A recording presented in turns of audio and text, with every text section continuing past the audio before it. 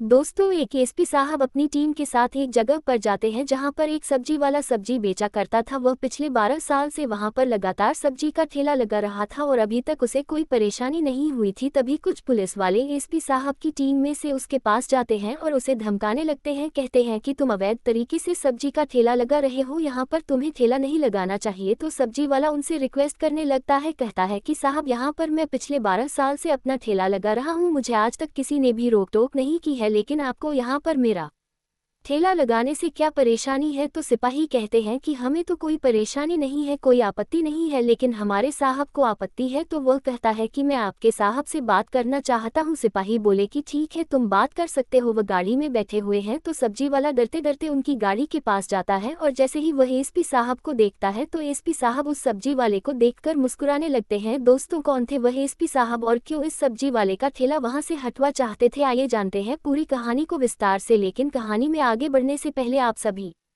से वही एक छोटी सी गुजारिश है कि आप वीडियो को एक लाइक और हमारे YouTube 1 में एक देवानंद नाम का लड़का रहा करता है जिस उसके पिता मेहनत मजदूरी करके अपने बेटे को पढ़ा रहे हैं। देवानंद अभी स्कूल में है, पढ़ाई को वह अच्छी तरह से लगन के साथ करता है क्योंकि उसका सपना है कि वह पढ़ लिख कर एक अच्छी सी सरकारी पोस्ट को हासिल करेगा ताकि उसके पिता का नाम रोशन हो सके और उन्हें मजदूरी पर न जाना पड़े। इसी बात को सोचकर देवानंद बहुत अच्छे से पढ़ रहा था। धीरे धीरे उसकी ग्रेजुएशन की पढ़ाई कंप्लीट हो जाती है तो उसके माता पिता कहने लगते हैं कि बेटा, अब तेरी उम्र शादी की आ गई है, हम तेरी शादी करा देना चाहते हैं। लेकिन देवानंद अपने दिल की बात अपने पिता को बता देता है और कहता है कि बाबूजी, मैं अभी पढ़ लिखकर किसी बड़ी सरकारी पोस्ट को हासिल करना चाहता हूं, उसके बाद ही मैं शादी के बारे में सोचूंगा। तो देवानंद के माता पिता उससे कहने लगते हैं कि बेटा, शादी करने में कौन सी दिक्कत है, तुम शादी कर लो, बाद में पढ़ाई भी करते रहना, इसमें कोई दिक्कत वाली बात नहीं है, सब कुछ ऐसे ही चलता रहेगा। लेकिन देवाना अपने माता पिता को समझाता है कि माँ बाबूजी, एक बार मेरी शादी हो गई तो मेरा जीवन उलझ जाएगा, जरूरी नहीं है कि जिससे आप मेरी शादी कराओ वह इतनी सज्जन हो कि मेरी भावनाओं को समझे। ऐसा भी तो हो सकता है कि वह मेरी भावनाओं को ना समझे और मेरा सपना ऐसे ही रह जाए। मैं आपसे केवल 2 साल मांग रहा हूं, अगर मैं 2 साल के भीतर कामयाब हो जाता हूं तो ठीक है, अगर नहीं होता तो आप बिल्कुल मेरी शादी करा देना। इस बात के लिए देवानंद के माता पिता राजी हो जाते हैं और देवानंद को पढ़ाई करने के लिए 2 साल दे देते हैं। देवानंद वक्त की कीमत को समझता है, वह तुरंत ही कोचिंग करने के लिए चला जाता है। पिता उसके पास पैसे तो भेजा करते हैं लेकिन पैसों की उनके पास कमी रहती है क्योंकि उसके पिता मेहनत मजदूरी किया करते हैं, उन्हें घर का खर्च भी देखना होता है और ज्यादा पैसे वह उसके पास नहीं भेज पाते थे। इसी वजह से देवानंद जहां पर रहा करता वहां पर थोड़ा बहुत इधर उधर काम कर लिया करता है ताकि वह अपनी पढ़ाई का खर्चा निकाल सके। जहां वह कोचिंग करने के लिए रूम लेकर पढ़ा करता था वहां से थोड़ी ही दूर एक चौराहा था और उस चौराहे पर एक सब्जी वाला ठेला लगाया करता था। उस व्यक्ति का नाम सूरज होता है। देवानंद अक्सर उसी से सब्जी खरीदा करता है। धीरे धीरे उससे बात भी करने लगता है। लगभग वहां पर रहते हुए उसको 4 महीने बीत जाते हैं और लगातार देवानंद उसके पास जाया करता, उससे सब्जी खरीद कर अपने लिए खाना बनाया करता। अब इन 4 महीनों में दोनों की अच्छी जान पहचान हो गई थी, दोनों एक दूसरे के गहरे मित्र बन गए थे। लेकिन तभी अचानक से एक दिन देवानंद नहीं आता है। अब इस बात को देखकर सूरज को उसकी फिक्र होने लगती है। पूरा दिन बीत जाता है, दूसरे दिन भी देवानंद उसके पास सब्जी लेने के लिए नहीं आया था। सूरज को ये तो पता था कि यह यहाँ पर रहकर कोचिंग किया करता है लेकिन उसके रहने का ठिकाना वह नहीं जानता था। 3-4 दिन बीत जाते हैं तो सूरज बहुत ज्यादा फिक्र करता है। लेकिन 5वें दिन देवानंद सब्जी लेने के लिए उसके ठेले पर आ जाता है। जैसे ही देवानंद सब्जी लेने के लिए उसके ठेले पर आया था तो सूरज उससे पूछने लगता है कि भाई, ये तो बताओ, पिछले 3-4 दिन से तुम कहाँ थे और सब्जी लेने क्यों नहीं आए, या किसी और सब्जी वाले से सब्जी लेने लगे हो। ऐसा कहकर सूरज मुस्कुराने लगता है लेकिन देवानंद चेहरे पर मायूसी के साथ कहने लगता है कि भाई सूरज, तुमसे क्या छुपाना यार, मेरे पिता मजदूरी करके मेरे लिए पैसे भेजते हैं लेकिन पैसों की पूर्ति नहीं हो पाती, जिस कारण मैं इधर उधर काम करता हूँ और पिछले 3-4 दिनों से मेरा कोई काम नहीं लगा था। इसी वजह से मैं सब्जी लेने के लिए नहीं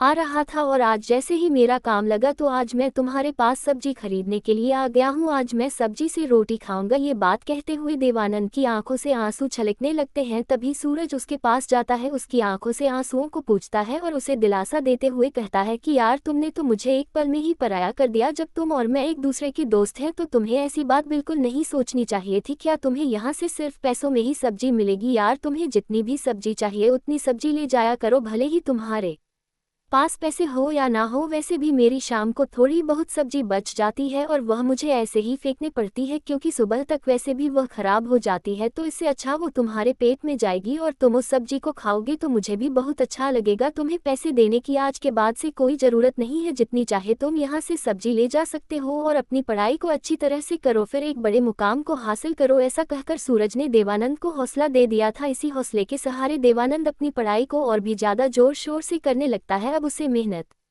मजदूरी पर भी नहीं जाना पड़ता था। जब तक देवानंद ने यहाँ पर रहकर कोचिंग की तो वह सूरज से ही सब्जी ले जाया करता और उसका एक भी रुपया सूरज उससे नहीं लेता है। उन दोनों के बीच काफ़ी गहरी दोस्ती हो चुकी थी और कभी कभी सूरज देवानंद से कहता है कि भाई अगर तुम बड़े अधिकारी बन जाओ तो मुझे भूल मत जाना। तो देवानंद हंसते हुए जवाब दिया करता कि बुरे वक्त में जो काम आता है उसे कभी हम भूला नहीं करते क्योंकि हम गरीब लोग हैं। इस बात को सुनकर दोनों हंसने लगते हैं। इसी तरह से देवानंद की कोचिंग वहाँ पर कंप्लीट हो जाती है। उसने अपना टेस्ट दे दिया था, अब उसका रिजल्ट आना बाकी था। रिजल्ट से पहले वह अपने घर चला आया क्योंकि यहाँ पर ज़्यादातर रहना उसके बस की बात नहीं थी। अब जैसे ही उसका रिजल्ट आता है तो उसे पता चलता है कि वह एक एसपी बन गया है। अब इस बात की खुशी वह सबसे पहले अपने माँ बाप को बताता है। माँ बाप ये खबर सुनते ही खुश हो जाते हैं और इस खुशी को अपने गाँव में चारों तरफ लोगों में बताते हैं, मिठाइयाँ बंटवाते। देवानंद एक बड़ा अधिकारी बन गया था। वह ट्रेनिंग के लिए चला जाता है। कुछ दिनों की ट्रेनिंग करने के बाद उसकी नियुक्ति एक शहर में हो जाती है। वहाँ रहकर वह मेहनत और ईमानदारी से अपना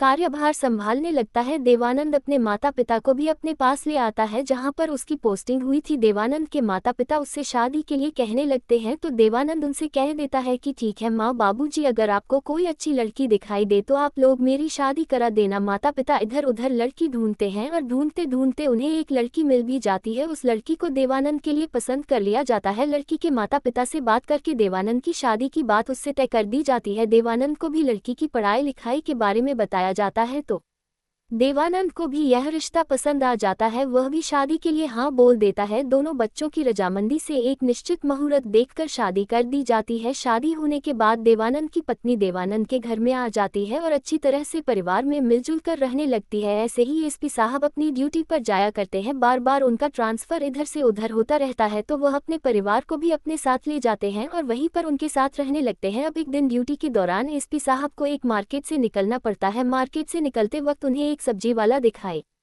देता है जो अपने ठेले पर सब्जियों को बेच रहा था। वह जिस तरह से आवाज लगा रहा था उसी तरह से उनका दोस्त सूरज भी आवाज लगाया करता था। उस सब्जी वाले को देखकर उन्हें अपने दोस्त सूरज की याद आ जाती है। वह गाड़ी में बैठे बैठे थे, उन दिनों को याद कर रहे थे जब सूरज ने उनसे कहा था कि तुम जितने चाहे सब्जी यहाँ से फ्री में ले जा सकते हो, तुम्हें पैसे देने की कोई जरूरत नहीं है। इसके बाद देवानंद सूरज के लिए अपने दिमाग में कुछ सोच लेता है। वह अपने घर जाता है, रात भर एक प्लानिंग करने लगता है जिसके तहत वह अपने दोस्त सूरज से मिलना चाहता था। सुबह होती है तो सुबह सुबह वह अपनी टीम के कुछ पुलिस वालों को अपने पास बुलाता है और उनसे अपने साथ कहीं चलने के लिए कहने लगता है। टीम के सभी सिपाही इकट्ठा हो जाते हैं और 2-3 गाड़ियों में एसपी साहब का काफिला वहां से रवाना हो जाता है। थोड़ी दूर का सफर तय करने के बाद वह लोग उस शहर में पहुंच गए थे जहां एसपी साहब ने अपनी कोचिंग की थी। शहर में पहुंचते ही एसपी साहब सभी गाड़ियों को रुकवा देते हैं और सभी पुलिस वालों को अपने पास बुलाकर उन्हें बताते हैं कि उन्हें आगे चौराहे पर एक सब्जी वाला वहां पर उसको धमकाना है, कहना है कि तुम यहाँ पर ठेला नहीं लगा सकते। तब वह कहने लगेगा कि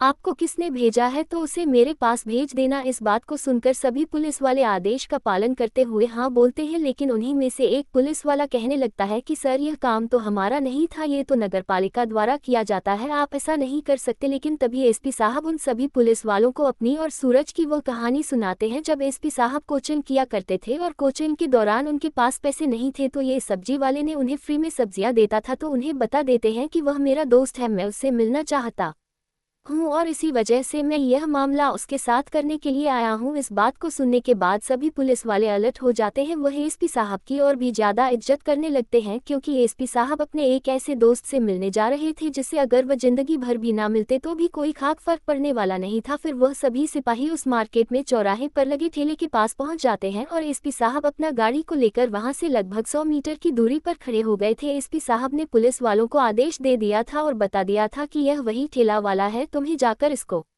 परेशान करना है। पुलिस वाले वहां जाकर सूरज को परेशान करने लगते हैं, अपना डंडा दिखाते हुए उससे कहते हैं कि हाँ भाई, तुमने ये ठेला अवैध तरीके से लगा रखा है, तुम यहाँ पर काम नहीं कर सकते। अब सूरज जब इस तरह से पुलिस वालों की बात को सुनता है तो डर जाता है, फिर हिम्मत करके उनसे कहता है कि साहब, मैं तो यहाँ पर पिछले 12 सालों से ठेला लगा रहा हूँ, लेकिन आज तक किसी ने भी मुझे रोक टोक नहीं की है, आप लोग मुझे क्यों रोक टोक कर रहे हो। तो पुलिस वाले उसे धमकाने लगते हैं कि तुम अतिक्रमण कर रहे हो, ऐसा करना कानूनन जुर्म है, तुम आज के बाद से यहाँ पर ठेला नहीं लगा सकते। सूरज उन पुलिस वालों के सामने हाथ जोड़कर कहने लगता है कि साहब, मुझे यहाँ पर ठेला लगाने दीजिए, इसी से मेरी रोजी रोटी चलती है। तभी पुलिस वाले कहते हैं कि यह हमारे बड़े साहब का आदेश है, तुम उन्हीं से जाकर बात कर लो, अगर वह मान जाते हैं तो तुम्हारा ठेला यहाँ से नहीं हटाया जाएगा। सूरज पुलिस वालों से कहता है कि ठीक है साहब, मैं बड़े साहब से विनती कर लेता हूँ, लेकिन तब तक आप मेरे ठेले को हाथ मत लगाना। ऐसा कहकर सूरज डरते हुए उस गाड़ी की तरफ बढ़ने लगता है जिस गाड़ी के लिए उन पुलिस वालों ने कहा था कि वहां पर हमारे सर बैठे हुए हैं। सूरज कांपते हाथों को जोड़कर एसपी साहब के सामने खड़ा हो जाता है, तो एसपी साहब सूरज को देखकर मुस्कुराने लगते हैं। इस मामले को देखकर सूरज थोड़ा सा असमंजस में पड़ जाता है, क्योंकि सूरज ने देवानंद को लगभग 4 सालों से नहीं देखा था और 4 सालों में उनका चेहरा काफी ज्यादा बदल गया था। अब वह चेहरे पर मच रखने लगे थे, तो सूरज उन्हें पहचान नहीं पाता और उनके सामने हाथ जोड़कर विनती करने लगता है कि साहब देखो ना, मैं यहाँ पर 12 सालों से अपना ठेला लगाता हूँ और यह आपके सिपाही मेरे ठेले को हटाने की बात कर रहे हैं। तभी एसपी साहब गाड़ी से उतरते हैं और उस सब्जी वाले को अपने गले से लगा लेते हैं, कहते हैं कि यार, तुमने मुझे पहचाना नहीं, मैं देवानंद हूँ जो कभी यहाँ पर तुमसे फ्री में सब्जियां ले जाया करता था। अब जैसे ही सूरज को पता चलता है कि यह वही देवानंद है, तो वह भी उनके गले से लिपटकर कहता है कि यार, तुमने तो कमाल ही कर दिया, तुमने यहाँ आकर ऐसे मुझे डरा ही दिया। मैं तो सोच रहा था कि जहाँ पर मैं इतने सालों से काम कर रहा हूँ वहाँ से भला ये लोग मुझे क्यों हटा रहे हैं। इस बात को कहते हुए उसकी आंखों में आंसू थे। इन आंसुओं को देखकर देवानंद पूछने लगता है कि भाई क्या हुआ, तुम रो क्यों रहे हो। तो वह कहता है कि नहीं यार, ऐसी कोई बात नहीं है, दरअसल जो बात मैंने तुमसे कही थी वह यहाँ पर कोचिंग करने वाले हर एक स्टूडेंट से मैं कह देता हूँ, लेकिन आज तक कोई भी यहाँ पर लौटकर वापस नहीं आया जो मुझसे मिलने के लिए आए, क्योंकि जो भी बड़ा अधिकारी बन जाता है तो उसे अपनी पोस्ट का घमंड हो जाता है, और तुम आज ऐसे एक अकेले व्यक्ति हो जो मुझसे मिलने के लिए आए हो, इसी वजह से मेरी आंखें भर आई। देवानंद उसकी पेट थपथपाकर उसे चुप कराता है, कहता है कि नहीं यार, ऐसी बात नहीं है, जो उपकार तुमने मुझ पर किया है उसे मैं जिंदगी भर नहीं भूल सकता, क्योंकि तुमने बुरे वक्त में मेरी मदद की थी। अगर शायद तुम उस वक्त मेरी मदद नहीं करते तो आज मैं यहाँ तक नहीं पहुँच पाता, क्योंकि जब से तुमने मुझे फ्री में सब्जियाँ देना शुरू की थी तो उसके बाद से मैंने मेहनत मजदूरी करना बंद कर दिया था, मैं उन सब्जियों से ही अपना पेट भर लिया करता था। तो आज जो यह मेरी कामयाबी है उसमें तुम्हारा भी हक बनता है, आज तुम्हें मेरे साथ चलना होगा, मैं तुम्हें अपने परिवार से मिलाना चाहता हूँ। सूरज कहता है कि नहीं यार, धंधे का टाइम है, अगर मैं काम नहीं करूँगा तो मेरा परिवार क्या खाएगा। तो एसपी साहब कहते हैं कि कोई बात नहीं, आज तुम जितना कमाओगे उतने पैसे मैं तुम्हें दे दूंगा, लेकिन तुम्हें मेरे साथ अभी के अभी चलना होगा। सूरज एसपी साहब के साथ चलने के लिए तैयार हो जाता है और अपनी दुकान पर किसी अन्य व्यक्ति को बैठा देता है, फिर वहां से देवानंद के साथ गाड़ी में बैठकर चला जाता है। अब एसपी साहब उन सभी अपने सिपाहियों को अपनी अपनी जगह ड्यूटी पर जाने के लिए बोल देते हैं और खुद सूरज को लेकर अपने आवाज पर पहुंच जाते हैं। घर पहुंचते ही जैसे देवानंद के माता पिता और उनकी पत्नी देखती है कि यह अपने साथ किसी व्यक्ति को लेकर आए हैं, तो वह उससे पूछने लगते हैं कि यह आदमी कौन है। तो एसपी साहब उन्हें पूरी कहानी बताते हैं कि यही है वह आदमी जिनकी वजह से शायद आज मैं एसपी बन पाया हूं, क्योंकि इन्होंने मुझे फ्री में सब्जियां दी थी और उन सब्जियों की वजह से मुझे काम पर नहीं जाना पड़ता था, जिससे मैं और भी ज्यादा पढ़ाई कर पाता था। ये बात सुनते ही एसपी साहब की फैमिली सूरज का अच्छे से वेलकम करते हैं, उन्हें बैठाकर खाना खिलाते हैं। सूरज इन सभी चीजों को देखकर भावुक हो गया था, फिर भी वह खाना खाता है, फिर वहां से जाने के लिए बोलने लगता है। तो देवानंद अपनी गाड़ी से उसे छोड़ने के लिए जाता है। देवानंद को उसका घर भी पता चल गया था और अब अक्सर वो एक दूसरे के घर आया जाया करते हैं। देवानंद ने सूरज से कह दिया था कि अगर जिंदगी में कभी भी तुम्हें मेरी जरूरत पड़े तो तुम बेझिझक मुझे बता देना, मेरे होते हुए तुम्हें कोई भी परेशानी नहीं होगी। इसके बाद जब भी दोनों में से किसी के घर में कोई फंक्शन होता है तो दोनों ही अपने परिवार सहित उसके घर में आ जाते हैं। भले ही सूरज का परिवार थोड़ा गरीब था, लेकिन कभी भी वह देवानंद के परिवार से नफरत या जलन महसूस नहीं करता है और प्रेम के साथ रहा करते हैं। तो दोस्तों, ये थी एक छोटी सी दोस्ती के ऊपर कहानी। दोस्त हो तो देवानंद जैसा, जिसने छोटी सी मदद के लिए उसे अभी तक याद रखा और बाद में आकर उसे अपने गले से लगाया। आप क्या कहना चाहते हो देवानंद के बारे में? आप क्या कहना चाहते हो सूरज के बारे में? आपकी जो भी राय है कमेंट करके अवश्य बताएं। अगर कहानी आपको जरा भी पसंद आए हो तो हमारे एक नई और इंटरेस्टिंग कहानी के साथ, तब तक के लिए धन्यवाद। जय हिंद, जय भारत।